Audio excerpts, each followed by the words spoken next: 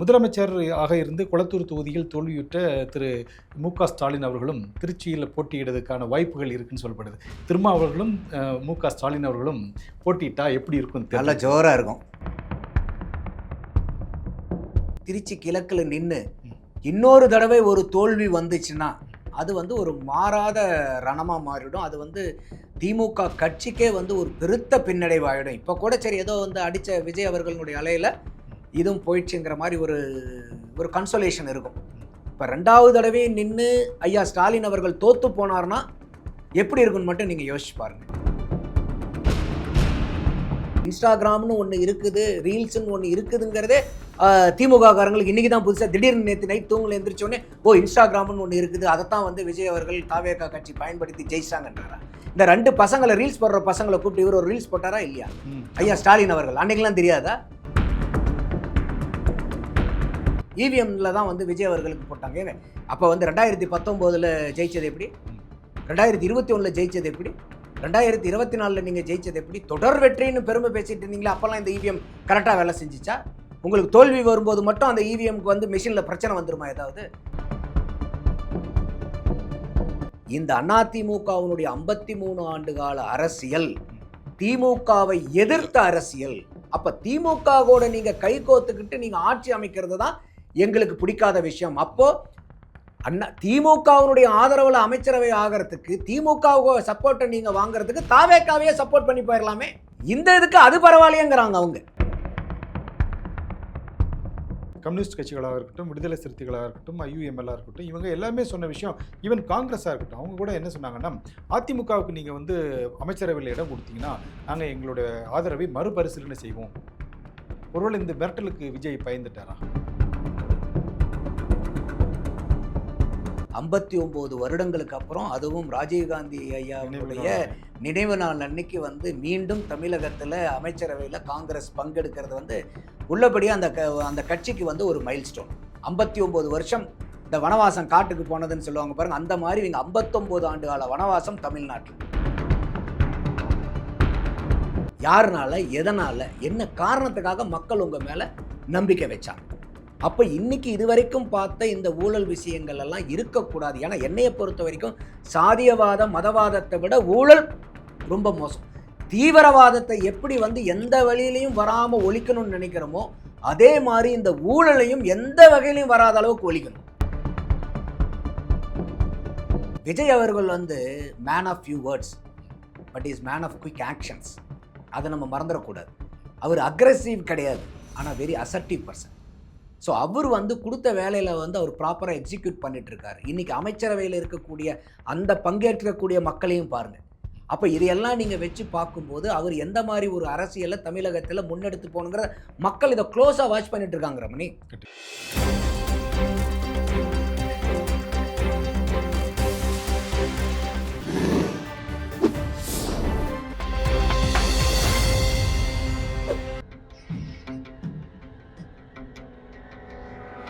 தமிழ் அலை நேயர்களுக்கு வணக்கம். இன்றைய சந்திப்பில் நம்மோடு இணைந்திருப்பவர் அரசியல் விமர்சகர் திரு நந்தகுமார் அவர்கள். அவர்களை வரவேற்பதில் மகிழ்ச்சி. வணக்கம் சார். வணக்கம் ரமணி. வணக்கம் சார். அமைச்சரவை விரிவாக்கம்லாம் செஞ்சுருக்காங்க. 4 பெண் அமைச்சர்கள், 7 பட்டியலின அமைச்சர்கள் என ஒரு இளம் வயதினரை கொண்ட அதிகம் கொண்ட ஒரு அமைச்சரவையாக அன்றைக்கி விரிவாக்கம் செஞ்சுருக்காங்க. இந்த அமைச்சரவை எப்படி பார்க்குறீங்க சார்? உள்ளபடியே ஒரு மகிழ்ச்சிகரமான ஒரு நாள் தான் இன்றைக்கி தமிழகத்தில். எத்தனையோ பேர் இது நாள் வரைக்கும் சமூக நீதின்னு பேசியிருந்தாலும் நம்ம ஏற்கனவே சொல்லியிருந்தோம், அந்த சமூக நீதியை நிலைநாட்டுறதுக்கு கூட நீங்கள் சொல்லக்கூடிய சோக்கால்டு நடிகன் தான் வர வேண்டியது இருக்குன்னு அதை இன்றைக்கி மெய்ப்பித்து காமிச்சிருக்காரு மாண்புமிகு முதல்வர் விஜய் அவர்கள். ஸோ இதில் உள்ளபடியே நீங்கள் சொல்கிற மாதிரி 7 பேர் பட்டியலினத்தை சார்ந்தவர்கள். ஏற்கனவே ஒருத்தர் ராஜ்மோகனும் இருக்காங்க. இன்னும் விசிகேக்கு இது ஒரு அங்கம் எடுத்தாங்கன்னா அவங்க ஒரு ஆளாகவும் உள்ளார வருவாங்க. அப்போ இது ஒரு பெரிய அளவுக்கு ஒரு சமூக நீதியை நிலைநாட்டக்கூடியதாக தான் இது இருக்குது. அதே மாதிரி பெண் அமைச்சர்கள் 4 பேர். ஸோ இதெல்லாம் உள்ளபடி அதுவும் இல்லாமல் ஒரு சமூக நீதிங்கும் போது இப்போ நம்மளுடைய தமிழ் சமூகத்தில் என்ன ஆயிடுச்சுனாக்கா, சமூக நீதினா பிராமணர்கள் எதிர்ப்பு தான் சமூக நீதி. அதாவது பிராமணியத்தை எதிர்க்கிறது சமூக நீதி இல்லை, பிராமின்ஸை எதிர்க்கிறது, பார்ப்பனியத்தை எதிர்க்கிறது சமூக நீதி இல்லை, பார்ப்பனர்களை எதிர்க்கிறது தான் சமூக நீதிங்கிற மாதிரி அந்த சமூக நீதிக்கே இங்கே வேற விளக்கம் கொடுத்து அது நடைமுறையில் இருந்துகிட்டு இருக்கு. ம். அப்படி இருக்கக்கூடிய சூழ்நிலையில் பல வருடங்களுக்கு அப்புறம் இன்னைக்கு 2 நபர்கள் நமக்கு தெரிஞ்சு, இன்னும் அது வேற யாரோ இருக்காங்களான்னு தெரியல, 2 பிராமண வகுப்பை சார்ந்தவங்களும் வந்து இன்னைக்கு அமைச்சரவையில் பங்கெடுத்துட்டு இருக்காங்க. ஒன்று வந்து இளம் வயது 30 வயது ஒரு வயதே ஆன ரமேஷ் அவர்கள். ரமேஷ் அவர்கள். அவர் வந்து இன்னைக்கு இந்து சமய அறநிலைத்துறைக்கு அமைச்சராக இருக்காரு. அடுத்தது வெங்கடரமன், ம். அவரும் அமைச்சர், ஏற்கனவே அந்த முதல் பட்டியலிலே வந்திருந்தாங்க. ஸோ அந்த மாதிரி இருக்கும்போது ஒரு சமூக நீதிங்கிறது அனைத்து சமூகங்களுக்குமான ஒரு நீதியை கொடுக்கறது தான் சமூக நீதியாக இருக்கணும். ஸோ அதை வந்து உள்ளபடியே இன்னைக்கு வந்து அவங்க செஞ்சிருக்கிறது மகிழ்ச்சி. ம். இது வந்து இந்திய கான்ஸ்டிடியூஷன் பிரகாரம் எந்த ஒரு மாநிலத்திலையும் குறைஞ்சபட்சம் 12 அமைச்சர்கள் இருக்கணும். அதிகபட்சம் அந்த அசெம்பிளியில் 15% மிகாமல் இருக்கணும். ம். அப்போ 15%னா 35.1. அப்போ 35 அமைச்சர்கள். இது வந்து சிஎம்ஐயும் இன்க்ளூடிங் வச்சுக்கலாம். ம். இப்போ சிஎம்ஐயும் சேர்த்து 33 கொடுத்துருக்காங்க. ம். இது வந்து நேற்று நைட்டு கூட ஐயா ஐயூஎம்எல் அவர் சொல்லும்போது, ப்ரொஃபஸர் சொல்லும்போது கூட, நாங்கள் பங்கெடுக்கிறோம், ஆனால் நாளைக்கு யார் என்ன ஏதுங்கிறத 11 மணிக்கு சொல்கிறேன்னு சொல்லியிருந்தாரு. இது வரைக்கும் அது தகவல் வந்துச்சாங்கிறது தெரியல. பங்கெடுக்க சொல்லிட்டாங்க, ஆனால் யாருங்கிறத சொல்லல. சொல்கிறேன்னு சொல்லியிருந்தாங்க. அதே மாதிரி அண்ணன் திருமாவளவன் அவர்களும் பங்கெடுக்கிறதுல முழு இதாக இருக்கிற மாதிரி தான் தெரியுது. இன்றைக்கி காலையில் நான் ஒரு டிவியில் பங்கெடுத்துக்கும் போது கூட விசிகாவுனுடைய ரெப்ரசன்டேட்டிவாக வந்தீங்க, இல்லை நாங்கள் அமைச்சரவையில் பங்கெடுக்க போகிறோன்னு தான் சொல்லியிருக்காங்க. அப்போ இப்போ 33 ப்ளஸ் விசிகாவுக்கு 1, ஐயூஎம்எல்க்கும் 1 கேப் வச்சுட்டு தான் அவங்க இந்த 33 ஃபில் பண்ணியிருக்காங்கன்னு நான் பார்க்குறேன். அந்த 2 பேரும் வந்து அந்த 35 வந்து ஆயிருக்கும். இன்றைக்கி அவங்களும் வந்து பங்கேற்றிருந்தாங்கன்னா இன்னும் சிறப்பாக முறிஞ்சிருக்கும். But nothing to worry. Okay sir. அதான் விடுதலை சிறுத்தைகள் கட்சியிலேருந்து டைரக்டாக திருமாவளவன் அவர்களே கட்சியில், அதாவது ஆட்சியில் பங்கு பெறலாம் அப்படிங்கிற மாதிரி திருச்சி கிழக்கு தொகுதியை எதிர்பார்த்து காத்திருக்கிறார் அப்படிங்கிற மாதிரி ஒரு தகவல் கூட இருக்குது. ஒருவேளை அதற்காக காத்திருக்கலாமோ? இல்லை, அது எப்படிங்கிறது எனக்கு தெரியல. என்ன காரணம்னு கேட்டிங்கன்னா, அது ஏற்கனவே தாவேக்கா நின்று ஜெயிச்ச சீட்டு. அதுவும் இல்லாமல் குறிப்பாக விஜய் அவர்கள் நின்று ஜெயிச்ச சீட்டு. அப்போ அந்த சீட்டை வந்து அவங்க விசிகாவுக்கு கொடுப்பாங்களாங்கிறது எனக்கு தெரியல.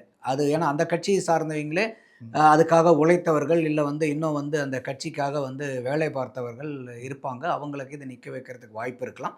பட் இருந்தாலும் அவங்க வந்து அந்த விசிகாலிருந்தும் அந்த கோரிக்கைகள் போயிருக்கிற மாதிரி தான் தெரியுது. பட் என்ன முடிவு இருப்பாருங்கிறது அது வந்து விஜய் அவர்களுடைய ப்ரெரோகேட்டிவ்.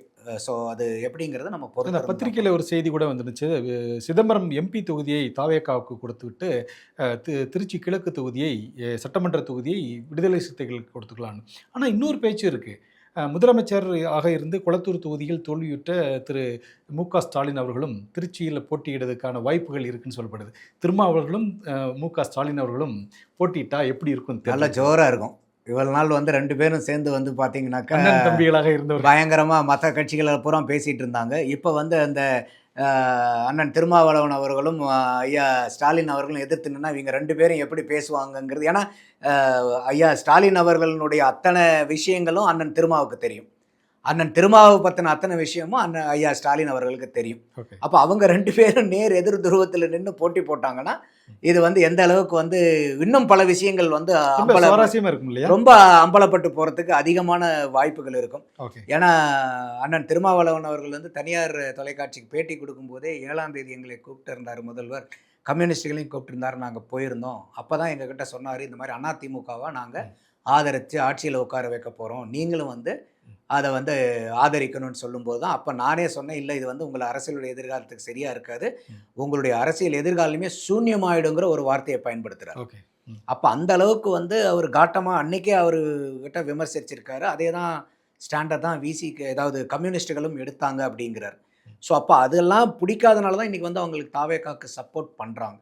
ஸோ அந்த மாதிரி இருக்கக்கூடிய சூழலில் வந்து இவங்க 2 பேரும் எதிர்த்து நின்னாங்கன்னா இன்னும் என்னென்னலாம் விஷயங்கள் எல்லாம் பொதிஞ்சிருக்கு, மறைஞ்சிருக்கக்கூடிய விஷயங்கள் எல்லாம் வந்து அம்பலத்துக்கு வருங்கிறது, அம்பலப்பட்டு போகுங்கிறது நம்ம பொறுத்திருந்து தான் பார்க்கணும். இன்னொரு பக்கமும் என்ன சொல்லப்படுதுன்னா, இது வந்து ஐயா ஏற்கனவே வந்து ஸ்டாலின் அவர்கள் வந்து கொளத்தூரில் எதிர்பாராத தோல்வி.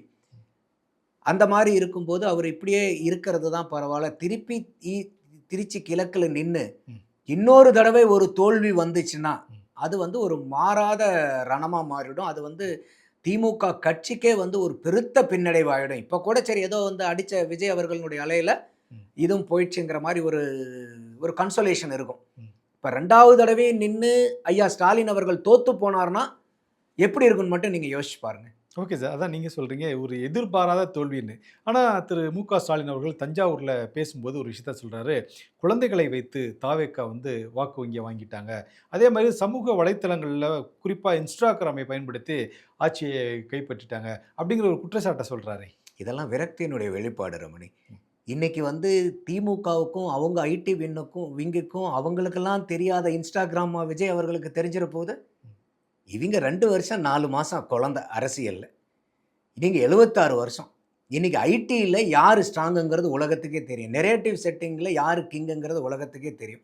அப்ப இதெல்லாம் வந்து இப்ப இன்னைக்கு இன்ஸ்டாகிராம்னு ஒண்ணு இருக்குது, ரீல்ஸ்ன்னு ஒண்ணு இருக்குதுங்கிறதே திமுக காரங்களுக்கு இன்னைக்கு தான் புதுசா திடீர்னு நேத்து நைட் தூங்கல எந்திரிச்ச உடனே, ஓ இன்ஸ்டாகிராம்னு ஒண்ணு இருக்குது. அதத்தான் வந்து விஜய் அவர்கள் தாவேகா கட்சி பயன்படுத்தி ஜெயிச்சாங்கன்றாரா?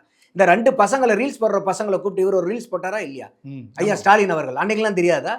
ஏங்க இவங்களே திமுகல எத்தனை இன்ஃப்ளூயன்சரை வந்து ஹையர் பண்ணிட்டு இருந்தாங்க இல்லையா? இல்ல அதெல்லாம் சமூக வலைத்தளங்கள்ல ஒரு பாட்டு தொடர்ந்து கேட்டுட்டே இருந்துச்சு. ஸ்டாலின் தொடரட்டும், தமிழ்நாடு வளரட்டும்னு சொல்லி இதெல்லாம் எங்க போட்டீங்க நீங்க? இன்ஸ்டாகிராம்லலாம் அதுல வரலையா உங்களுக்கு? சோசியல் மீடியால ஃபுல்லா வந்துச்சு. ஏங்க எங்க பார்த்தாலும் too much of anything is good for நத்திங்னு சொல்லுவாங்க. அந்த மாதிரி எதை எடுத்தாலும் ரேடியோவை எடுத்தீங்கனாலும், டிவி எடுத்தீங்கனாலும், யூடியூபை எடுத்தீங்கனாலும், இல்ல வந்து சாதாரணமா எங்கேயாவது ஒரு எந்த இடத்துக்கு போனாலுமே 200 வெல்லட்டும், அது இது திமுகவினுடைய இந்த ஸ்லோகன்ஸ் இல்லாதது எங்கேயாவது இருக்கா? எந்த இடத்தையாவது நீங்க விட்டு வச்சிருந்தீங்களா? அப்போ அத்தனையும் நீங்க கோலேச்சிட்டு அதுல வந்து இன்னைக்கு மக்கள் வந்து இன்னைக்கு வந்து உங்களுடைய ஆட்சி பிடிக்கல, உங்களுடைய நடவடிக்கை பிடிக்கல, உங்களுடைய சட்டதிட்டங்கள்லாம் பிடிக்கலன்னு சொல்லிட்டு அவங்க வாக்களிக்கும் போது பழைய தூக்கி இன்ஸ்டாகிராம் மேல போடுறீங்க, ரீல்ஸ் மேல போடுறீங்க. இது எவ்வளவு பெரிய அபத்தமான குற்றச்சாட்டு. அப்ப நீங்க இப்ப எதுக்கு நீங்க 86 பேர் கொண்ட கமிட்டியை போட்டீங்க? ஏன் தோல்வி போடவே வேண்டியது இல்லையே. ஏன் தோல்வி அடைஞ்சது? ஐயாவே சொல்றாருல்ல, இன்ஸ்டாகிராம்ல நாம இல்ல, குழந்தைங்களை வச்சு ரீல்ஸ் போடல, அதனால தோத்துட்டுன்னு அவரு தான், நீங்க தான் ஆன்சரே சொல்லிட்டீங்களே சார். அப்புறம் எதுக்கு தேர்வு? எதுக்கு இந்த 86 பேர் தேவையில்லாதது? கரெக்டா இல்லையா ரமணி? நீங்க தான் காரணம் கண்டுபிடிச்சிட்டீங்கல்ல சார். இன்ஸ்டாகிராம்ல நம்ம ரீல்ஸ் போடாதனால தோத்து போயிட்டோன்றீங்க. ரைட்டு. அப்புறம் எதுக்கு இந்த 86 பேர் கமிட்டி கலைச்சிருங்க? அப்ப இது எவ்வளவு பெரிய முரண்பாடு பாருங்க. நீங்களே 86 பேர் கட்டி நம்ம என்னத்துக்குன்னு ஆராயணுமா? ஆனா இவர் போய் ஒரு ஃபங்க்ஷன்ல நம்ம தோத்ததே இன்ஸ்டாகிராம்ல அவங்க போய் இன்ஃப்ளூயன்ஸ் பண்ணிட்டாங்க. இது எவ்வளவு பெரிய அபத்தமான முன்னுக்கு பின் முரணான வாதம் இல்லையா? நான் தான் கேட்கிறேன், இப்ப இன்னைக்கு திமுக காரங்களுக்கு யாருக்கு இன்ஸ்டாகிராம்ங்கிறது இருக்கிறதே தெரியாதா? இவரே வந்து ரீல்ஸ் போடலையா அந்த பசங்களை வச்சு? திமுகவினுடைய ரீல்ஸ் வராது என்ன சோசியல் மீடியா அங்க இருக்குது? அவங்க விளம்பரம் வராது எந்த சோசியல் மீடியா இருக்கு? நீங்க பண்ணின செலவு வேற எந்த கட்சியாவது பண்ணியிருக்கா? கடந்த முறை கூட ஐபேக் அப்படிங்கிற ஒரு கம்பெனியை வச்சு தான் இவங்க தேர்தல் பிரச்சாரமே அந்த வியூகத்தையே வகுத்தாங்க. ஒரு சோசியல் மீடியாவில் இருக்கட்டும், மற்ற பொது விளம்பரங்களாக இருக்கட்டும், அப்படி தான் பண்ணாங்க. பட் அவங்களுக்கு தெரியலங்கிறது ஒரு விரக்தியின் வெளிப்பாடாக தான். ஆமா, இது வந்து தோல்விக்கு நீங்க சப்பக்கட்டு கட்டுறீங்க. அப்போ இன்னும் வந்து உங்களுடைய தோல்வியை கரெக்டாக ஆராய்ஞ்சு அதுக்குலேருந்து மீட்டுருவாக்கம் பண்ணுறதுக்கு உங்கள் மனசு இடம் கொடுக்கல. அப்போ இப்போ கூட நாங்கள் தோக்கலை. இப்போ மம்தா பானர்ஜி சொன்னாங்க பாருங்கள் கல்கத்தாவில், நாங்கள் தோக்கவே இல்லை, நான் பதவியை ராஜினாமே பண்ண மாட்டேன் அப்படின்னு சொல்லிட்டு இருந்தாங்க பாருங்கள். அந்த அளவுக்கு இவங்க இல்லை. ஆனால் மனநிலை 2 பேர்த்துக்கும் ஒரே மாதிரி தான் இருக்குது. நாங்கள் தோக்கல, இவிஎம்னால ஓட்டு வாங்கிட்டாங்க. இதெல்லாம் அவங்க ஈகோ சிஸ்டம் பேசுறது. இவிஎம்ல தான் வந்து விஜய் அவர்களுக்கு போட்டாங்க. ஏங்க அப்போ வந்து 2019 ஜெயிச்சது எப்படி? 2021 ஜெயிச்சது எப்படி? 2024 நீங்கள் ஜெயிச்சது எப்படி? தொடர் வெற்றின்னு பெருமை பேசிட்டு இருந்தீங்களா? அப்போல்லாம் இந்த இவிஎம் கரெக்டாக வேலை செஞ்சிச்சா? உங்களுக்கு தோல்வி வரும்போது மட்டும் அந்த இவிஎம்க்கு வந்து மிஷினில் பிரச்சனை வந்துருமா ஏதாவது? அப்போ இது எங்கேயாவது உங்ககிட்ட ஒரு ஆத்மார்த்தமான ஒரு முன்முனைப்பு ஏதாவது இருக்கா? இல்லை நம்ம ஏன் வந்து உண்மையாலும் தோல்வி அடைஞ்சோம், அதை காரணத்தை சரியான காரணத்தை தெரிஞ்சு அதை புரிஞ்சு அந்த காரணங்களை களைஞ்சு நம்ம மேலே வரணுங்கிற சிந்தனை இருந்தால் நீங்கள் இந்த மாதிரி சொல்லுவீங்களா? இன்ஸ்டாகிராம்னால தான் அவங்க ஜெயிச்சிட்டாங்கன்னு தெரியும். அப்போ இந்த 86 பேர் கலைச்சிருங்க சார் இந்த கமிட்டியை. இதே வந்து பார்த்தீங்கன்னாக்கா அவங்க பல பேர் சொல்லிட்டு இருந்தாங்க இல்லையா, அந்த பெண் நிறுவனமும் அவங்க பண்ணிட்டு இருந்தாங்க, அதையும் டிஸ்மேண்டில் பண்ணுறாங்கங்கிற மாதிரி சொல்கிறாங்க. அவங்களும் வந்து ஒரு ரிப்போர்ட் கொடுக்குறாரு. அவர் சபரீஷன் அவர்களும் ஒரு ஆர்டிகல் கொடுத்துருந்தாரு. எல்லா பழியும் எங்கள் மேலேயே தூக்கி போகிறதுல எந்த விதத்தில் நியாயம் இருக்குது? நாங்கள் வந்து எங்கள் சைடில் இருக்கக்கூடிய குறைபாடுகளை புரிஞ்சுக்கிறோம், மக்கள் நம்ம இன்னும் சிறப்பாக பண்ணியிருக்கலாம், ஆனால் எல்லா பழியும் தூக்கி எங்கள் மேலேயே போடுறது எந்த விதத்தில் நியாயம் அப்படின்னு அவங்க ஒரு அறிக்கை கொடுக்குறாங்க. அப்போ நீங்கள் வந்து உங்களுக்கு இப்போ நீங்கள் தோத்ததுக்கு வந்து உங்களுக்கு சப்பக்கட்டு கட்டுறதுக்கு காரணம் வேணுமா, இல்லை உண்மையாலுமே நீங்கள் அதுலேருந்து வெளியே வர்றதுக்கு நியாயமான காரணங்கள் வேணுமா? அப்போ ஐயா முதல்வர் அவர்கள் பேசுறத, இப்போ முன்னாள் முதல்வர் அவர்கள் பேசினதை நம்ம எப்படி எடுத்துக்கிறது? ஸோ அது வந்து ஒரு சரியான, ஐயா ஸ்டாலின் அவர்கள் சொல்றது சரியான வாதமே இல்லை. இவங்க வந்து இன்ஸ்டாகிராமில் தான், இன்ஸ்டாகிராம் வந்து தாவேக்கா மட்டும்தான் உள்ளே நுழையவும்னு போட்டிருக்கா? அப்படி இல்லையே. திமுக உள்ளே நுழையாதீர்கள் இன்ஸ்டாகிராமுக்குள்ளாரன்னு போட்டிருக்குதா? இல்லை நீங்கள் அதுக்குள்ளார நுழையாத ஏரியாவா? நீங்கள் கோலைச்சாத இடம் எந்த இடம் இருக்குது? 76 ஆண்டு காலத்தில் அத்தனை இடத்துலையும் கோலைச்சிருக்கீங்கல்ல. எப்படி வந்து உங்களுடைய பார்வையிலேருந்து அது மிஸ் ஆகி போயிடும்? யாராவது வந்து இது சின்ன குழந்தை, தமிழ்நாட்டில் இருக்கிற குழந்தை ஐயா ஸ்டாலின் அவர்கள் சொல்கிறத ஏற்றுக்குமா? ஏற்றுக்காதே. அதான் சார், அவங்களுடைய ஆயுதத்தை எடுத்து அவங்களே போட்டாங்கன்னு ஒரு சினிமாவிலலாம் டயலாக் இருக்குல்ல, அதே மாதிரி தான் அவங்க எந்த சோசியல் மீடியாவில் வந்து அவங்கள ரொம்ப அதிகப்படியாக விளம்பரம் செஞ்சாங்களோ அந்த சோசியல் மீடியாவிலே அவங்க தோல்வியுற்றோங்கிறதான அவங்களுடைய கூற்றா இருக்குது. ஆமாம் சார். இப்போ நமக்கே வந்து பார்த்தீங்கன்னாக்கா, ஒருத்தர் தப்பு செஞ்சிருந்தா கூட அவரை அடிச்சிங்கனாக்கா, ஒரு 2 அடி அடிச்சிங்கன்னா, என்னடா தப்பு பண்ணுறான், அவனை போலீஸ் பிடிச்சி வேணான்னு எல்லாருமே அவன் மேலே வெறுப்பு வரும். வரவன் போகிறவன் பூரா அவனை போட்டு அடிச்சுக்கிட்டே இருந்தான்னு வச்சுங்க, பார்க்குறவங்களுக்குலாம் இறக்கமாயிடும். ஐயோ பாவம்டா, ஐயோ பாவம்டா, ஏன்டா போய் இந்த தப்பு பண்ணிட்டான் அதுக்காக ஏன்டா அப்படின்னு. அந்த மாதிரி இவங்க வந்து ஒரு விளம்பரங்கிறது வந்து கசந்து போகிற அளவுக்கு காது புளிச்சு போச்சுன்னு பாங்க பாருங்க. அந்த மாதிரி எங்கே போட்டாலும் இவங்க திமுகவினுடைய விளம்பரம். அதுலேயே மக்கள் பாதி பேர் வெறுத்துட்டாங்க. என்னப்பா இவ்வளோ விளம்பரம் கொடுக்குறாங்க, இதுக்கு எத்தனாயிரம் கோடிப்பா இவங்க செலவு பண்ணியிருப்பாங்க. அப்போ இதெல்லாம் இந்த அளவுக்கு பண்ணுறாங்கன்னா எங்கேருந்துப்பா காசு வரும்? மக்களுக்கு வந்து ஏதாவது ஒன்று செய்யணும், அரசாங்க ஊழியர்கள் ஏதோ ஒன்று கேட்டால் செய்யணும்னா அதுக்கெல்லாம் காசு இல்லைங்கிறாங்க. இதுக்கு எப்படிப்பா காசு வருது? இந்த அளவுக்கு வந்து கட்சிக்காரங்களே இவ்வளோ செலவு பண்ணுறாங்க. எங்கே திரும்பினாலும் அந்த நீங்கள் பார்த்தீங்களா இல்லையா எலெக்ஷன் டைமில் எதை தொட்டிங்கனாலும் உடனே அவங்க விளம்பரம் தான் வரும், சாக்கடிச்ச மாதிரி. எங்கேயாவது தாவேக்காத அந்த அளவுக்கு நீங்கள் வந்து பார்த்தீங்களா? இல்லை இல்லை, தாவேக்கல் அந்த ஒட்டும், அதாவது அவங்க பெரிய அளவுக்கு விளம்பரம் செய்யலை, ஒரு போஸ்டர் கூட ஒட்டலையா. எந்த கட்சியை விடவே அவங்க வந்து விளம்பரம் கம்மி. அவங்களுக்கு ஒரே ஒரு விளம்பரம் விஜய் அவர்கள் மட்டும்தான். அப்படின்னா கூட அந்த குழந்தைங்கன்னா கூட அந்த குழந்தைங்க தன்னைத்தானே வீடியோ எடுத்து போட்டு வச்சா ரமணி, அவங்க அப்பா அம்மா தானே ரமணி எடுக்கிறாங்க. அப்போ அந்த அப்பா அம்மாவுக்கு வந்து தாவேக்கா மேலேயும் விஜய் அவர்கள் மேலேயும் ஒரு பற்றும் பாசமும் பரிவும் இல்லாமல் அவங்க குழந்தைகளை நடிக்க வச்சு ஷூட்டிங் எடுத்து அதை வந்து ரீல்ஸாக மாற்றி இன்ஸ்டாகிராமில் போட முடியுமா? ஏன்னா இந்த குழந்தைகள் வந்து விஜய் அவர்களுடைய பேசக்கூடிய அரசியலை கேட்டு சிந்திச்சு ஞானம் அடைஞ்சு அரசியல் தெளிவு பெற்று அந்த குழந்தைங்களே கேமராவை ஃபிக்ஸ் பண்ணி அந்த தாவேக்காக பிரச்சாரம் பண்ண போயிடுச்சிங்களா? என்ன இதெல்லாம் ஐயா ஸ்டாலின் சொல்கிறது வந்து ஏற்றுக்கவே முடியல என்ன. Okay sir, okay sir. இது அதிமுக அப்படி இருந்துச்சுன்னா, இன்னும் அதிமுக வந்து இந்த அமைச்சரவையில் வந்து எதிர்பார்க்கப்பட்ட ஒரு கட்சி. 47 எம்எல்ஏக்களில் 25 பேர் பிரிந்து சிவி சண்முகம், வேலுமணி தலைமையில் ஒரு டீம் வெளில போனாங்க. அவங்க எப்படியும் அமைச்சரவையில் இடம் பெற்றுவாங்கன்னு சொல்லி எதிர்பார்க்கப்பட்டுச்சு. பட் அவங்களுக்கு இது ஒரு ஏமாற்றம் அப்படின்னு எடுத்துக்கலாமா எப்படி சார்? இல்லை ரமணி, நான் ஆரம்பத்துலேருந்தே சொன்னது வந்து எந்த அடிப்படையில் அவங்க அமைச்சராக முடியும். இப்போ ஐயா எடப்பாடியார் அவர்கள் வந்து இந்த 25 பேர்த்தையும் மாவட்ட செயலாளர்கள் பொறுப்புலேருந்து தூக்குனாரே ஒழிய கட்சியிலிருந்து தூக்குனாரா? இல்லை. அப்போ ஐயா எடப்பாடியார் அவர்கள் வந்து இவங்களை அடிப்படை உறுப்பினர்லேருந்து கட்சியிலிருந்து நீக்கியிருந்தாங்கன்னா இவங்க எல்லாருமே இண்டிபெண்ட் எம்எல்ஏஸ் ஆகிருப்பாங்க. தாவேக்கால வந்து மந்திரி ஆகிறதுக்கு ஒரு வாய்ப்பு உண்டு. ரெண்டாவது வந்து பார்த்தீங்கன்னாக்கா 3ல் 2 பங்கு எம்எல்ஏக்கள் இங்கே வரணும். அப்போ 47 வகுத்தல் 3 பெருக்கல் 2 போட்டிங்கன்னா 31 எம்எல்ஏக்கள் வேணும். இவங்க கையில் 25 தான். அப்போ 31 பேராக நீங்கள் இந்த பக்கம் வந்தீங்கன்னா தான் உங்களுக்கு கட்சி தாவல் தடை சட்டம் அப்ளிகபிள் ஆகாது. இல்லைன்னா உங்களுடைய எம்எல்ஏக்கள் பதவி போயிடும். அப்போ 3ல் 2 பங்கு வந்தீங்கன்னா உங்களுக்கு இந்த இடத்துல இடம் கிடைக்கிறதுக்கு வாய்ப்பு உண்டு. மூன்றாவது, நீங்கள் 25 பேரும் ராஜினாமா பண்ணிட்டு தாவேக்கால சேர்ந்து மறுதேர்தலில் அவங்களுடைய சின்னத்தில் நீங்கள் நின்னீங்கன்னா உங்களுக்கு அந்த கட்சியில் எம்எல்ஏ ஆகும்போது இடம் கிடைக்கும். இதுதான் சட்டப்பூர்வமாக அனுமதிக்கப்பட்டிருக்கக்கூடிய நம்ம பார்வைக்கு தெரியக்கூடிய இந்த 3 வழிகள். 3 வழி.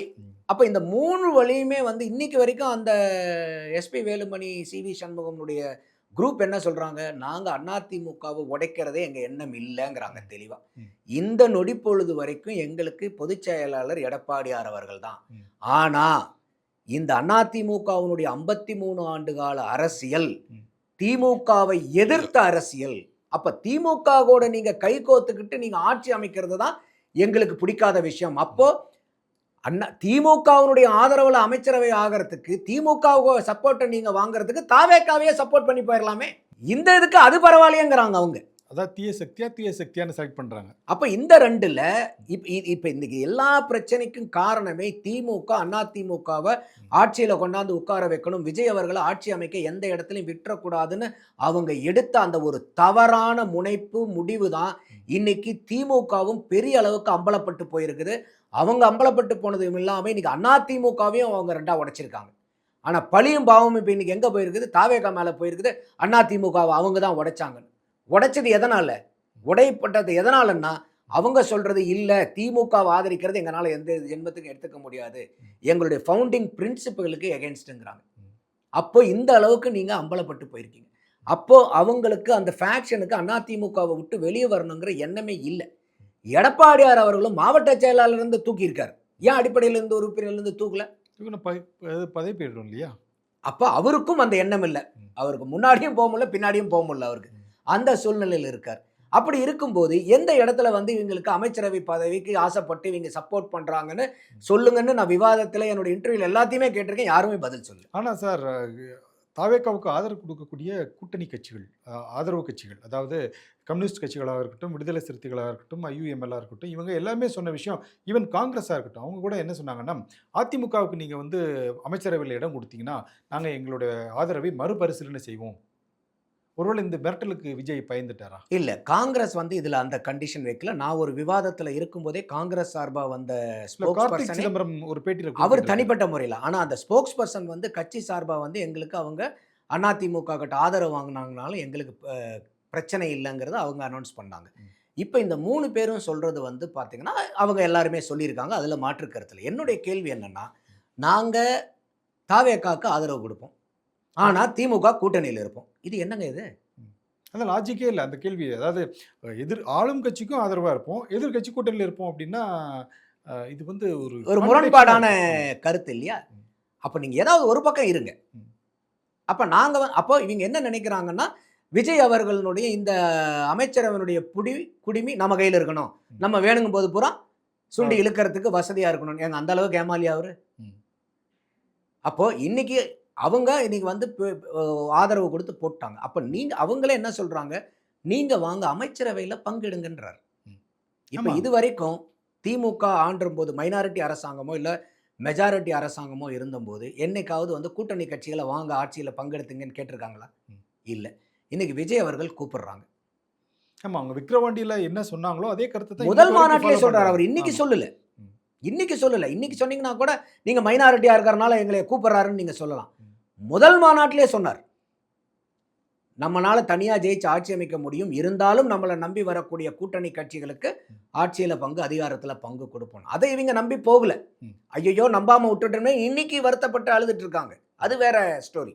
பட் இன்னைக்கு அவர் கூப்பிடுறாருல, அப்ப நீங்க இன்னைக்கு போய் பங்கெடுக்கிறதுல என்ன பிரச்சனை? இன்னைக்கு அண்ணன் திருமாவளவன் அவர்களே பேட்டி மேல பேட்டியில சொல்றாரு, எங்க கட்சியில இருக்கிறவங்க எல்லாத்துக்குமே நாங்க தாவேக்காவனுடைய ஆட்சியில பங்கெடுத்துக்கணுங்கிறது தான் ஆசையா இருக்கு, அவங்களுடைய விருப்பமா இருக்குது, நான் ஒருத்தன் தான் அதுக்கு வந்து யோசிச்சுக்கிட்டு இருக்கேங்கிறார். ஆனால் திமுக எப்பவுமே சொல்ற விஷயம் வந்து மத்தியில் கூட்டாட்சி, மாநிலத்தில் சுயாட்சின்னு தானே சொல்லியிருக்காங்க.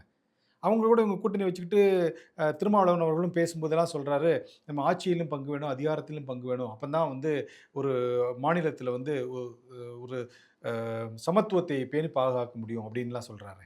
சூப்பர். சுயாட்சின்னா நீங்க தனியா நின்று ஜெயிங்களேன் சார். இன்னைக்கு விஜய் என்னன்னு இன்னைக்கு தனியாக 108 சீட் ஜெயிச்சிடலாம். அந்த மாதிரி நீங்கள் சுயாட்சியாக நில்லுங்க. அந்த இடத்துல மட்டும் எதுக்கு கூட்டணிக்கு போகிறீங்க? அப்போ நீங்கள் ஜெயிக்கிறதுக்கு கூட்டணி வேணும், ஆட்சி மட்டும் சுயமாக நீங்கள் ஆட்சி பண்ணிக்கிறீங்களா? இது என்ன மாதிரி ஒரு இரட்டை நிலைப்பாடு இல்லையா அது? அப்போது நீங்கள் அவங்க கூட்டணி கட்சிகளை வச்சு தான் நீங்கள் ஜெயிக்கணுங்கிறீங்க. அப்படி இருந்தால் தான் ஜெயிக்க முடியும் தானே நீங்கள் 25 பேர்த்த வண்டியில் ஏற்றுனீங்க. நம்ம அப்பயே என்ன சொன்னோம், லோடு அதிகமாகுது, இது ஏற்கனவே இந்த தப்பை வந்து 2001, 2011, 14, 16 பூரா நீங்கள் பண்ணியிருக்கீங்க, அதிகமான கூட்டணியை வச்சு தோத்து போயிருக்கீங்க, இது ராங்கான ஸ்ட்ராட்டஜி அப்படின்னு நம்ம சொன்னோம். யாருமே அதை கேட்கல. எல்லாரும் ஆடுறவங்க பூரா வண்டி ஏறுங்கன்னாங்க. அதெல்லாம் வண்டி உடஞ்சி போய் இன்னைக்கு விஜய் அப்பயே சொன்னார், இந்த கூட்டணி கணக்கை பூரா மக்கள் உடச்சி தகர்த்து எறிவாங்க அப்படின்னு சொன்னது தானே இன்னைக்கு நடந்திருக்குது. கண்டிப்பாக. ஸோ அப்போ நீங்கள் சுயாட்சி அப்படின்னாக்கா நீங்கள் தனியாக நின்று ஜெயிச்ச சுயாட்சியை ஆண்டுங்க. கூட்டணி கட்சி எதுக்கு? அப்போ கூட்டணி கட்சி இருந்தால் தான் அந்த பலத்தில் தான் நீங்கள் ஜெயிக்க முடியும். தனிப்பட்ட முறையில் எங்கேயாவது ஜெயிச்சிருக்காங்களா ரமணி அவங்க? இல்லையே. இதுவரைக்கும் திமுக தனித்து நின்று போட்டிட்டது இல்லை. 1971 கூட அம்மையார் இந்திரா காந்தி அவர்களுக்கு வந்து 69ல் ஸ்தாபன காங்கிரஸ், இந்திரா காங்கிரஸ்ன்னு பிளவுபட்டு இருக்கும்போது திமுக ஆதரவு கொடுத்து அம்மையார் இந்திரா காந்தி அவர்களுடைய ஆட்சியை தக்க வச்சு கொடுத்த அந்த நன்றி கடனுக்காக 1971 இந்திரா காங்கிரஸ் வந்து எந்த சீட்லையும் தமிழகத்தில் எம்எல்ஏ சீட்டில் நிற்கல. அப்படி ஒரு ஆதரவை கொடுத்தாங்க. அதனால தான் வந்து பார்த்தீங்கன்னாக்கா அன்கண்டிஷனல் சப்போர்ட். இப்போ இது பாராளுமன்ற தேர்தலில் மட்டும் 9 சீட்டு நாங்கள் கொடுக்குறோம் உங்களுக்கு, அதில் நீங்கள் ஜெயிச்சிக்கங்க, சட்டசபையில் உங்களுக்கு சீட்டே கிடையாதுன்னு சொல்லிட்டு ஐயா காமராஜர் தலைமையிலான ஸ்தாபன காங்கிரஸ் தான் இங்கே போட்டிச்சே ஒழிய இந்திரா காந்தி காங்கிரஸ் அவங்க வந்து போட்டியே போடல. அதனால தான் வந்து பார்த்தீங்கன்னா 1971 திமுகவுக்கு மாபெரும் வெற்றி, ஹையஸ்ட் பர்சன்டேஜ் அதுதான். அப்போ அந்த இடத்துல இருந்து தான் காங்கிரஸ் வந்து சரிய ஆரம்பிச்சது தமிழ்நாட்டில். அப்போது நீங்க எல்லா இடத்துலையும் மற்ற கட்சிகளினுடைய ஆதாயத்தை வாங்கி தான் ஜெயிக்கிறீங்க. எப்படி நீங்க சுயாட்சி பேச முடியும்? ஒண்ணா கூட்டணி, இல்லன்னா வந்து நீங்க வெளிய இருந்து ஆதரவு. எந்த இடத்துல வந்து நீங்க குடுக்கறதுல என்ன தப்பு? ம். அப்ப அதெல்லாம் வந்து நியாயமான வாதம் இல்ல. சரி. அப்ப நீங்க சுயாட்சியா நின்னு ஜெயிங்க. எந்த கட்சியும் நாங்க இல்ல. எல்லாம் உதயசூரியன் சிம்பல் தான். ம். இப்ப ஐயா வைகோ ஏதாவது பேச முடியுமா? இப்ப அண்ணன் திருமாவளவன் பேசுற மாரி. ஐயுஎம்எல்க்கோ இருக்கிற வாய்ப்பு அண்ணன் வைகோவுக்கு இருக்குதா? கிடையாது. ஏன்னா அவங்க உதயசூரியன் சிம்பல். அந்த மாரி உங்க கூட்டணி கட்சிய பூரா உதயசூரியன் சிம்பல்ல நின்னு ஜெயிக்க வச்சிருங்க. அம்மையார் ஜெயலலிதா பண்ணாங்கல்ல அந்த மாரி ஒரு தடவ. எல்லாருமே வந்து இரட்டை இலை சின்னத்துல நின்னு அந்த மாரி நீங்க பண்ணுங்க. சரி, நீங்க குறிப்பிடும்போது சொன்னீங்க 1977ல இந்த ஸ்தாபன காங்கிரஸ்ல போட்டியிட்டதுல அன்னைக்கு தான் வந்து காங்கிரஸ் கட்சியோட வீழ்ச்சி ஆரம்பிச்சதுன்னு. கிட்டத்தட்ட 67ல வந்து காங்கிரஸ் கட்சி தமிழ்நாட்டுல ஆட்சியில அதிகாரத்துல பங்குல இருந்தாங்க. இப்போ கிட்டத்தட்ட 60 ஆண்டுகள் கழித்து இப்போ அமைச்சர்கள் இடம்பெற்றிருக்காங்க. இதை எப்படி பார்க்குறீங்க சார்? இது வந்து உண்மையாலுமே காங்கிரஸ்க்கு வந்து ஒரு வரலாற்று பதிவு தான் பார்க்குறேன். அது இல்லாம இன்னைக்கு ஐயா ராஜீவ்காந்தி அவர்களுடைய நினைவு தினமும் கூட. அவங்க வந்து 67க்கு அப்புறம் 67க்கு முன்னாடி வரைக்கும் அவங்க இருந்தாங்க. அதுக்கப்புறம் இல்ல. ஒரு சற்று ஏறக்குறைய ஒரு 59 வருடங்களுக்கு அப்புறம், அதுவும் ராஜீவ்காந்தி நினைவு ஐயாவுடைய நாள். நினைவு நாள் அன்னைக்கு வந்து மீண்டும் தமிழகத்தில அமைச்சரவையில காங்கிரஸ் பங்கெடுக்கிறது வந்து உள்ளபடியே அந்த கட்சிக்கு வந்து ஒரு மைல்ஸ்டோன். 59 வருஷம் இந்த வனவாசம் காட்டுக்கு போனதுன்னு சொல்லுவாங்க பாருங்க. அந்த மாரி இவங்க 59 ஆண்டு கால வனவாசம் தமிழ்நாட்ல. ஸோ அப்ப அவங்களுக்கு வந்து பார்த்தீங்கன்னாக்கா, இன்னைக்கு 34 எம்எல்ஏக்கள் வச்சிருந்தாங்க 2006ல. அப்ப கூட அம்மையார் வந்து ஜெயலலிதா அ கருணாநிதி ஐயாவினுடைய ஆட்சிய பார்த்து மைனாரிட்டி திமுக அரசாங்கம்னு வாய் வலிக்க சொல்லிட்டு இருந்தாங்க. ஆமா. அப்ப கூட காங்கிரஸ் முயற்சி பண்ணுச்சு. எங்களுக்கு சீட்டு குடுங்க, எங்களுக்கு ஆட்சியில பங்கு குடுங்கன்னு. ம். அவங்க ஈல்டே ஆகல. வேற வாய்ப்பு இருந்தனால ஈல்டே ஆகல. ஆனா இன்னைக்கு வெறும் 28 தொகுதியில நின்னு வெறும் 5 எம்எல்ஏக்கள் ஜெயிச்ச இடத்துல ம். 2 மந்திரி கிடைச்சிருக்காங்க அவங்களுக்கு. 5 எம்எல்ஏக்கு 2 மந்திரி. ம். அப்ப இது எவ்வளவு பெரிய ஒரு வாய்ப்பு தான காங்கிரஸ்க்கு. இத நம்ம கண்டிப்பா. ஆரம்பத்திலே என்ன சொன்னோம்னா, எலக்ஷனுக்கு முன்னாடியே காங்கிரஸ் விஜய் அவர்களோட போகணும்னு நான் பல இடத்துல சொல்லியிருக்கேன். இன்னைக்கு அந்த மாரி போயிருந்தாங்கன்னா, ஒரு 45, 50 எம்எல்ஏக்கள் காங்கிரஸ்க்கு இன்னைக்கு தமிழ்நாட்டுல உட்கார்ந்திருப்பாங்க. இப்ப வருத்தப்படுவாங்க இல்லையா? கட்டாயமா வருத்தப்படுவாங்க. எல்லா கட்சியும் இன்னைக்கு. அதாவது ஒரு வரி பேர் தான் ஒரு படத்துல சொல்லுவாரு பாருங்க. அழுதுகிட்டு இருப்பாரு. நான் அழுதுறேன் பாரு. எங்க இல்ல பாரு எனக்கு ஆள் போட்டு நான் வெளிய அழுதுட்டு இருக்கேன் பாரு. நான் அழுகுறது இன்னொரு அழுதுட்டு இருப்பான். அந்த மாரி இந்த கட்சிக்காரங்க பூரா இன்னைக்கு வந்து ஆள் போட்டு அழுகுற சூழ்நிலையில இருக்காங்க. வைகோ கூட சொன்னாங்க, மனசுக்குள்ள அழுதுட்டு இருக்கோம் அப்படின்னு. வெளிய சிரிக்கிறோம், உள்ள அழுகுறோம், நல்ல அழுகுறோம். வேஷம் தான் வெளுத்து வாங்குறோம்னு ஒரு பாட்டு வரும் பாருங்க. ஓகே. ஆ முதல் மரியாதை படத்துல. ஆமா, ஆமா. அந்த மாரி இன்னைக்கு அத்தனை கூட்டணி கட்சிக்காரங்களும் ஐயய்யோ! இது தெரியாம போச்சே! தெரிஞ்சிருந்தா நம்ம போய் எல்லாரும் சேர்ந்து நம்ம விஜய் அண்டர் எஸ்டிமேட் பண்ணிட்டோமே! இந்த அளவுக்கு வந்து வெற்றி வாய்ப்பு இருக்குன்னு தெரிஞ்சா நம்ம அப்பயே போயிருந்தா இன்னைக்கு எந்த அண்ணன் திருமாவளவன் அவர்கள அவங்க அதான் முதல்ல கூப்பிட்டது. ம். ஆமா. போயிருந்தா என்ன இவங்க குடுத்த மாரி 8 சீட்டா குடுத்திருப்பாரு. ஒரு 25 சீட்டா குடுத்திருப்பாரு. காங்கிரஸ்க்கு வந்து இவங்க குடுத்த மாரி 28 சீட்டா கிடைச்சிருக்கும் அவங்க போயிருந்தா. 60 சீட் வாங்கியிருப்பாங்க. அப்ப இந்த கட்சிகள் எல்லாம் எந்த நிலைமையில இருப்பாங்கன்னு நீங்க இல்ல யோசிச்சு பாருங்க. இன்னைக்கு அதாவது இந்த பிற கட்சிகள் நினைக்கிறத விட தாவேக்கால உள்ள மெம்பர்ஸே வந்து ஐயோ நம்ம எம்எல்ஏ சீட்டுக்கு போடாம விட்டுட்டோமே, நம்ம பங்கேற்காம விட்டுட்டோமே, எல்லாருமே ஜெயிச்சிட்டாங்க, நம்மளும் ஜெயிச்சு மினிஸ்டர் ஆயிருக்கலாம் அப்படின்னு ஒரு வருத்தம் நிறைய ஆமாங்க. பேர்ட்ட கேட்க நெறைய முடியுது. பேர்த்துக்கு நம்பிக்கை இல்லைங்க அவங்க சைட்லயே. இது மாரி ஜெயிச்சு வருவோங்கிறது. அந்த அளவுக்கு வந்து இன்னைக்கு மக்கள் வந்து ஒரு மாற்றத்தை விரும்பி இருக்காங்க.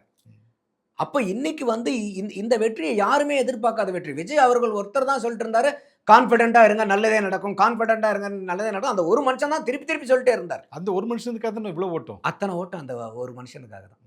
அப்ப அவரு தான் வந்து அது நாமக்கல் மீட்டிங்ல சொன்னார். நைட்டு கரூர்ல அந்த இன்சிடென்ட் நடக்குது. அதுக்கு முந்தி உள்ள அதுக்கு அந்த அந்த அன்னைக்கு காலையில மதியானம் வந்து நாமக்கல்ல பேசுறாரு. அப்ப பேசும்போது அவர் ஒரு டயலாக் சொல்றாரு. நான் கூட என்னமோன்னு நினைச்சேன். ஒரு 2, 3 வாரத்துக்கு முன்னாடி நான் என்னமோன்னு நினைச்சேன். என் மேல நீங்க இவ்வளோ நம்பிக்கை வச்சிருக்கீங்களா? விடமாட்டேன். சத்தியமா விடமாட்டேன் நானுன்னு. இனிமேல் விட மாட்டேன்னு சொல்லி. விஜய் அவர்களே அந்த நாமக்கல் மீட்டிங்ல தான் அதை ரியலைஸ் பண்றாரு ரமணி. ஆமா. அதுக்கு முன்னாடி வரைக்கும் அவர்கிட்ட அந்த டயலாக் வரல. ம். நாமக்கல்ல அது வந்து அந்த சேலம் ரோட்ல அவ்வளோ பெரிய கிரவுடு. ம்.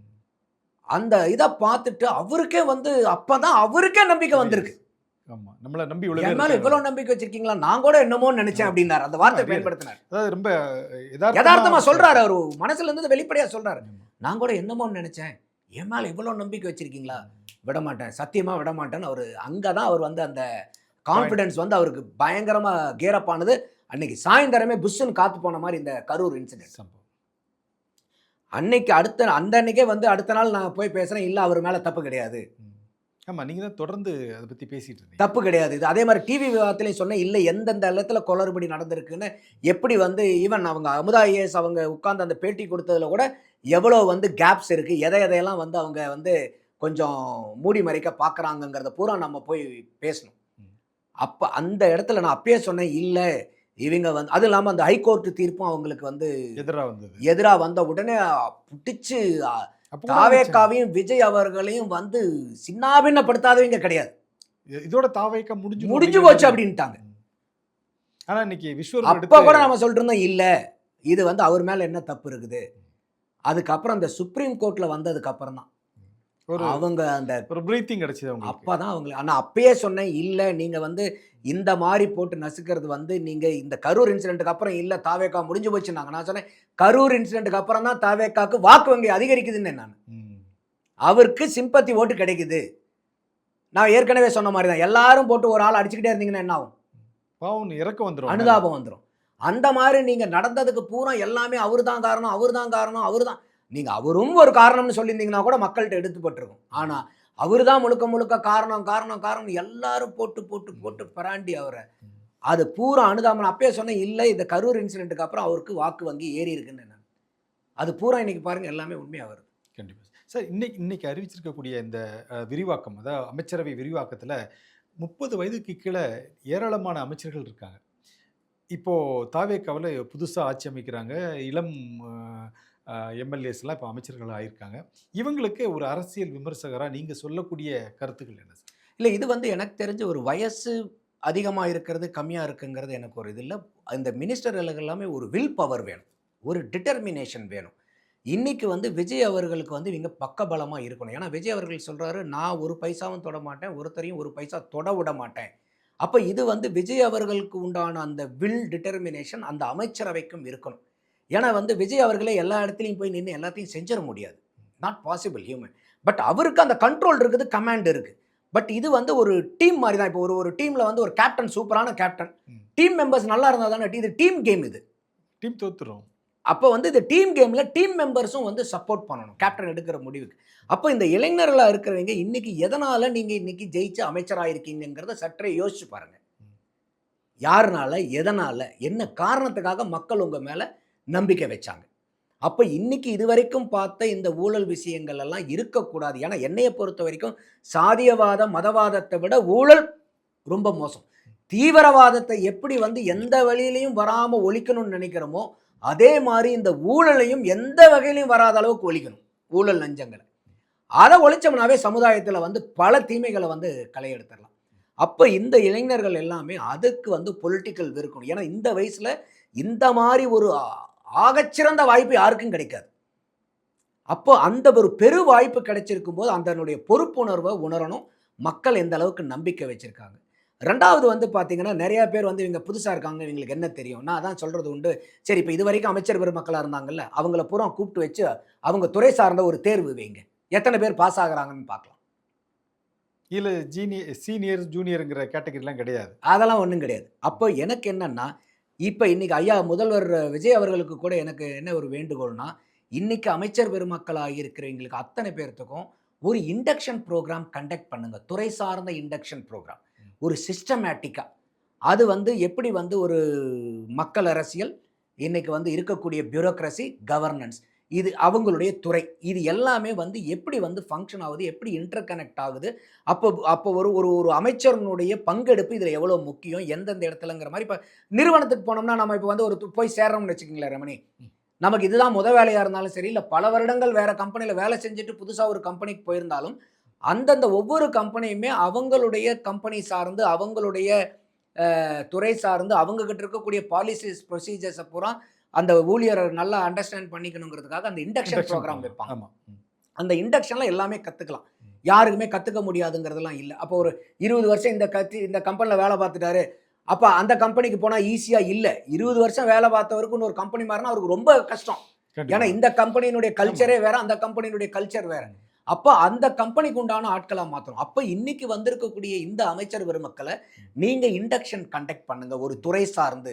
அப்போ அந்த துறை சார்ந்த அறிவு, அந்த துறை சார்ந்த நுணுக்கங்கள், மக்களுக்கு சேவை செய்யக்கூடிய அந்த வழிமுறைகள் என்னென்னங்கிறது பூரா ஒரு அமைச்சர் பெருமக்களுக்கு முழுமையா தெரியணும். முழுமையா தெரிஞ்சதுனா தான் அவங்கனால வந்து எக்ஸிக்யூட் ப்ராப்பரா பண்ண முடியும். தெரியாம போயிடுச்சுன்னா அவங்க ஐயோ எனக்கு இந்த வாய்ப்பு இருக்கிறதே தெரியலைங்களேன்ட்டாருன்னா அப்புறம் அந்த ஒரு பதவி கிடைச்சும் பிரயோஜனம் இல்லாம போயிடும். அதனால என்னுடைய வேண்டுகோள் ஐயா முதலமைச்சர் அவர்களுக்கு, இந்த துறை சார்ந்த இண்டக்ஷனை நீங்க ஒன்று குயிக்கா அந்த அதிகாரிகளை ப்ரிப்பேர் பண்ண சொன்னா அவங்க பண்ணிடுவாங்க எல்லாருமே. அவங்களுக்கு எல்லாத்துக்குமே தெரியும். நீட்டா ஒரு பவர் பாயிண்ட் பிரசன்டேஷன் ஒரு டாக்குமெண்ட்ல போட்டு ஒரு பிடிஎஃப்ல போட்டு அவங்களுக்கு வந்து ஒரு ரெடி ரெக்கனர் மாதிரியே கொடுத்துடலாம் ஒவ்வொரு மினிஸ்டருக்கும். அப்போ வந்து இது 1 மாசம் இல்ல 2 மாசம் 3 மாசம் ஒரு ஃபாஸ்ட் ட்ராக் கோர்ஸ் கம்ப்ளீட்டா இதை நீங்க வந்து அந்த ஏன்னா இது ஒரு கோர்ஸா பண்ணி ஒரு டாக்குமெண்டேஷன் பண்ணுனாங்கன்னா யார் யாருக்கு என்னென்ன விஷயங்கள் கற்றுக் கொடுக்கப்பட்டிருக்கு தெரிஞ்சுக்கிட்டாங்கிறத ஆஸ் அ சிஎம் அவரும் சூப்பர்வைஸ் பண்ணலாம். கண்டிப்பாக அந்த மினிஸ்டர் வந்து இல்ல சார் எனக்கு இது தெரியாதுன்னு சொல்ல முடியாது. ஏன்னா ஆல்ரெடி இட் இஸ் இந்த கரிக்குலம், ஆல்ரெடி இட் இஸ் இந்த இண்டக்ஷன் ப்ரோக்ராம். அப்ப இதை வந்து ஐயா விஜய் அவர்களால ஈஸியா மானிட்டர் பண்றதுக்கு ஏதுவா இருக்கும். மினிஸ்டர்களுக்கும் வந்து பாத்தீங்கன்னா நம்ம புதுசா இருக்கமேன்னு ஒரு படபடப்பும் இருக்காது. அப்ப இது எல்லாம் அவங்க அந்த ஃபாஸ்ட் ட்ராக் இண்டக்ஷன் செஞ்சாங்கன்னா இதுல புதுசு என்ன பழசு என்ன ரமணி? Okay sir. இன்னும் சொல்ல போனா பழைய ஆட்களை விட புது ஆட்கள் இளைஞர்கள் இறங்கி களமாடுவாங்களே. அருமையான ஒரு தமிழ்நாட்டை, வளமான தமிழ்நாட்டை நம்ம பார்க்கலாமே. கண்டிப்பாக சார். நீங்கள் சொல்கிற பாயிண்ட் ரொம்ப வேல்யூபிளாக பாயிண்ட் இருக்குது. அதே நேரத்தில் திமுக ஒரு பிரச்சாரம் பண்ணுறாங்க சார். இந்த ஆட்சி வந்து 6 மாதம் கூட தாங்காது, சீக்கிரம் தேர்தல் வந்துடும், திமுக தான் வெற்றி பெறணும். அதற்கு உங்களுடைய பதில் என்ன சார்? எதுக்கு சார் 6 மாதம் வெயிட் பண்ணுறீங்க? இன்றைக்கே கூட இன்னொரு தேர்தலை வைங்க. அப்போ 200 தொகுதி 200 தொகுதி வருவாங்க சார். அப்போ இன்னைக்கு வந்து இன்னொரு தேர்தலை சந்திக்கிறதுக்கு வந்து எந்த கட்சிக்குமே திராணி கிடையாது சார். யாருக்கு நீங்கள் போவீங்க? நீங்கள் அதிமுக திமுக கூட்டணி போட்டுட்டு இவர் வர வேண்டாம்னு சொன்னது பூரா மக்கள்கிட்ட நீங்கள் அம்பலப்பட்டு போயிருக்கீங்கல்ல. அப்போ 6 மாதம் எதுக்கு? இது இந்த இந்த விஷயங்கள் எல்லாம் மறக்கடிக்கிறதுக்கா? மக்கள் மறந்துடுவாங்களா அதை? இல்லை அவங்க தான் தாவேக்கா தான் பிரச்சாரத்தில் இதெல்லாம் பேசாமல் விட்டுருவாங்களா? எந்த ஒரு தார்மீக அடிப்படையில் எந்த இதை வச்சுக்கிட்டு நீங்கள் மக்களை போய் சந்திப்பீங்க? எங்களுக்கு நீங்கள் வாக்களிங்கன்னு சொல்லிட்டு என்ன சொல்லுவீங்க? இதனால் வரைக்கும் பாரதிய ஜனதா எதிர்ப்புங்கிறது உங்களுக்கு வந்து ஒரு கேடயமாக இருந்துச்சு. இன்னைக்கு அதுவும் போயிடுச்சு போச்சே. நம்ம ஏற்கனவே சொன்ன மாதிரி இப்போ என்ன போய் நீங்கள் வைப்பீங்க? மக்கள்கிட்ட பிரச்சாரம் என்ன உங்கள் பிரச்சாரம்? அப்போ அது இல்லாமல் இன்னைக்கு வந்து அவர் அமைச்சர் ஸ்வேரிங் 10ஆம் தேதி பண்ணார். இன்னைக்கு 21ஆம் தேதி இன்னைக்கு வந்து ஃபுல் மினிஸ்ட்ரி வந்து இது பண்ணிட்டாங்க. இந்த ஒரு 10-11 நாள்லேயே வந்து விஜய் அவர்களுடைய ஆளுமைகள் வந்து வெளிப்படுதா இல்லையா ரமணி? யாராவது வந்து பார்த்தீங்கன்னாக்கா 7:30-8 மணிக்கெல்லாம் வீட்டிலேருந்து கிளம்பி 9:30 மணிக்கெல்லாம் ஆஃபீஸ் வந்தது நீங்கள் பார்த்துருக்கீங்களா? அரசு ஊழியர் மாதிரி, அதான் மூத்த அரசு ஊழியர் மாதிரியே செயல்படுகிறார். சாப்பாடெல்லாம் கட்டிட்டு வந்து தலைமைச் செயலகத்தில் உட்காந்து எல்லாம் மினிஸ்டருங்க பயப்படுறாங்க சார். மினிஸ்டர் சிஎம் கான்வாய் கிளம்பிடுச்சுன்னா எல்லா மினிஸ்டருக்கும் தகவல் வருமா? அப்போ வந்து ஐயோ மினிஸ்டர் சீஃப் மினிஸ்டர் கிளம்பிட்டாரு, நம்ம என்ன கிளம்புறோம், அடிச்சு பிடிச்சி எல்லாரும் வராங்க. இதுதானே சார் ஒரு ரோல் மாடலாக இருக்கிறது. அப்போ இந்த மாதிரிலாம் இருக்கும்போது இன்னைக்கு வந்து 717 கடையை மூடி இருக்காங்க. இன்றைக்கி வந்து எல்லா இடத்துலையும் வந்து பார்த்திங்கன்னா இந்த ஸ்பெஷல் டிரைவ்னு சொல்லிட்டு இந்த ரவுடிகளை மட்டும் இந்த சென்னையில் மட்டுமே ஒரு 100 ரவுடிகளுக்கு மேற்பட்டவங்களை வந்து அரெஸ்ட் பண்ணியிருக்கேன்னு சொல்கிறாங்க. இன்றைக்கி சவுக்கு சங்கர் மேலே போன ஆட்சி வந்து குண்டாஸ் மேலே குண்டாஸாக போட்டுக்கிட்டு அவங்க வீட்டில் எவ்வளோ பெரிய கலவரம் பண்ணி அவங்க அம்மாவையும் இழந்து இன்றைக்கி வந்து குண்டாஸில் இருக்கார். இந்த அரசாங்கம் வந்து இன்றைக்கி அந்த குண்டாஸை ரத்து பண்ணியிருக்கிறதா தகவல்கள் வருது. வேறு எதுவும் வழக்கு இல்லைன்னா அவர் வெளியே வந்துடலான் இருக்காங்க. அப்போ இந்த மாதிரி வந்து நடவடிக்கைகளை வந்து துரிதமாக எடுத்துக்கிட்டு இருக்காருல்ல. அப்போ இதெல்லாம் மக்கள்கிட்ட இருக்கும்ல. அப்போ விஜய் அவர்கள் வந்து man of few words but is man of quick actions. அதை நம்ம மறந்துடக்கூடாது. அவர் அக்ரெசிவ் கிடையாது, ஆனால் வெரி அசர்ட்டிவ் பர்சன். ஸோ அவர் வந்து கொடுத்த வேலையில் வந்து அவர் ப்ராப்பராக எக்ஸிக்யூட் பண்ணிட்டு இருக்காரு. இன்றைக்கி அமைச்சரவையில் இருக்கக்கூடிய அந்த பங்கேற்கக்கூடிய மக்களையும் பாருங்கள். அப்போ இதையெல்லாம் நீங்கள் வச்சு பார்க்கும்போது அவர் எந்த மாதிரி ஒரு அரசியலை தமிழகத்தில் முன்னெடுத்து போகணுங்கிற மக்கள் இதை க்ளோஸாக வாட்ச் பண்ணிட்டு இருக்காங்க ரமணி. கண்டிப்பாக முதல்லலாம் வந்து ஓட்டு போட்டோமா வேலை முடிஞ்சது போங்க அப்படின்ட்டு மக்கள்லாம் போயிடுவாங்க. இன்னைக்கு ஸ்வேரிங் இன் செரிமனியை கூட வீட்டில் எல்லாம் குடும்பமாக உட்காந்து பார்த்துக்கிட்டு இருக்காங்க. இந்த 23 பேர் யாரு என்ன இது இதெல்லாம் நடந்ததே இல்லை ரமணி தமிழ்நாட்டில். அந்த கட்சி சார்ந்த ஆளுங்க கூட வீட்டில் ஃபுல்லாக லைவ் டெலிகாஸ்ட்டாக ஃபுல்லாக பார்க்குறாங்க. இன்னைக்கு ஐபிஎல் நடந்துகிட்டு இருந்தாலும் அதை பக்கம் யாரும் பெருசாக போகிறதில்ல. சினிமா புதுப்படம் ரிலீஸ் ஆயிருந்தாலும் யாரும் போகிறதில்ல. அந்த அளவுக்கு இன்னைக்கு அரசியல் பால் மேலே வந்து பொதுமக்களுக்கு அதீத ஈடுபாடு இன்னைக்கு வந்திருக்கு. அப்போ இதுக்கெல்லாம் காரணம் வந்து விஜய் அவர்கள். அப்போ நீங்கள் முதல்ல மாதிரி நீங்கள் 6 மாதத்துக்கு அப்புறம் போயிட்டு நீங்கள் வந்து கண்ணாமூச்சி காமிக்க முடியுமா? ஒன்றும் காமிக்க முடியாது. Okay sir. இப்போ இந்த 10 நாளில் பண்ண பர்ஃபார்மன்ஸை விட விஜய் அவர்களுக்கு இன்னும் 6 மாதத்தில் வந்து பார்த்தீங்கன்னா he will do extraordinary work. பண்ணலன்னா நம்மளே விமர்சிக்க போகிறோம். ஆனால் அதாவது வந்து ஒரு பானை சோத்துக்கு ஒரு சோறு பதம்ங்கிற மாதிரி இந்த ஒரு 10 நாள்லேயே அவருடைய நடவடிக்கைகள்லாம் வந்து ரொம்ப துரிதமாக இருக்குது. ஸோ அந்த மாதிரி இருக்கும்போது எல்லாத்தையும் அரவணைச்சு போகணும்னு நினைக்கிறாரு, இன்க்ளூசிவாக போகணும்னு நினைக்கிறாரு, ஓப்பன்னஸாக இருக்கணும்னு நினைக்கிறாரு. ஸோ அப்போ இந்த மாதிரி 6 மாதத்தில் இன்னும் நல்லா பர்ஃபார்மன்ஸ் கொடுத்தா நீங்கள் என்ன பண்ணுவீங்க? நல்லா அப்ரிஷியேட் பண்ணுறது. அவ்வளோதான். மக்களுக்கு இன்னும் அதிகமாக வரும்ல. அப்போ இன்றைக்கி மட்டும் வச்சாதான் 200 சீட்டுன்னு இல்லை, அவங்க நல்லா பண்ற வரைக்கும் அவங்களா ஏதாவது பெரிய தவறு பண்ணி சிக்கல்ல போய் மாட்டிக்கிட்டாலே ஒழிய அவங்க நல்லபடியா போய்கிட்டு இருந்தாங்கன்னா இன்னைக்கு வரைக்கும் அவங்களுக்கு வந்து நான் தான் சொல்றேன். இப்ப இன்னைக்கு தமிழக அரசியலை இது வரைக்கும் வந்து திமுக வெர்சஸ் அண்ணா திமுக இந்த அரசியல் எல்லாம் மாறி தாவேகா வெர்சஸ் அதர்ஸ்ன்னு மாறிடுச்சு. இன்னைக்கு இன்னும் சொன்னா கூட ஆச்சரியப்படுறதுக்குள்ள தாவேகாவை எதிர்க்கிறதுக்கு என்னைக்கு அரசியல் இருந்தாலும் திமுகவும் அண்ணா திமுகவும் கூட்டணி வச்சு கூட தாவேகாவை எதிர்க்க வேண்டிய சூழ்நிலை வந்தாலும் வரலாம். ஏன்னா இப்பயும் அதை தானே பண்ணியிருக்கீங்க. கண்டிப்பாக. அப்ப அந்த மாதிரி ஒரு சூழ்நிலை வந்தாலும் நம்ம ஐயோ அப்படியான்னு நம்ம ஆச்சரியப்பட வேண்டியது இல்லைங்கிறதும் என்னுடைய பார்வை. ஓகே சார், அரசியலை பொறுத்திருந்து பார்ப்போம் சார். அதுவரைக்கும் நன்றி, வணக்கம் சார். நன்றி ரமணி.